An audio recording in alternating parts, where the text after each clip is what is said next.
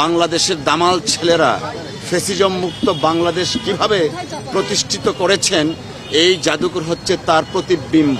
মহান জাতীয় সংসদের মাননীয় স্পিকার, মহান স্বাধীনতার অন্যতম বীর সেনানী মেজর অবসরপ্রাপ্ত হাফিজউদ্দিন বীর বিক্রম সাহেবের নেতৃত্বে আমরা প্রথমেই জুলাই আগস্ট সহ ফ্যাসিজম বিরোধী আন্দোলনে যারা শহীদ হয়েছিলেন, গুম হয়েছিলেন, তাদের স্মৃতির প্রতি শ্রদ্ধা জানাচ্ছি, পরিবারের প্রতি সমবেদনা জানাচ্ছি। আজকে মূলত আমরা এসেছি এখানে এই জাদুঘর শতাব্দীর জন্য একটা শিক্ষণীয়। ফ্যাসিজম থেকে বাংলাদেশের দামাল ছেলেরা ফ্যাসিজম মুক্ত বাংলাদেশ কিভাবে প্রতিষ্ঠিত করেছেন, এই জাদুঘর হচ্ছে তার প্রতিবিম্ব।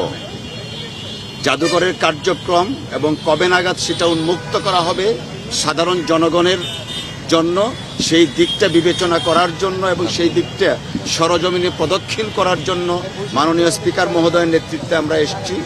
আপনারা শুনলেন মাননীয় সংস্কৃতি মন্ত্রী বলেছেন 5ই আগস্টের মধ্যে জাদুঘর ওনারা খুলে দেওয়ার জন্য সমস্ত ব্যবস্থা গ্রহণ করবেন সর্বসাধারণের জন্য।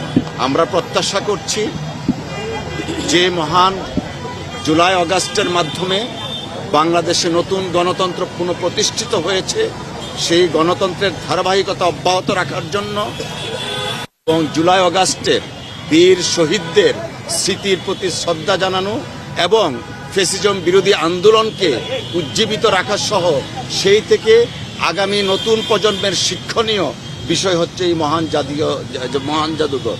তা অবিলম্বে ওনারা খুলে দিবেন বলেছেন, আমরাও আশ্বস্ত হয়েছি।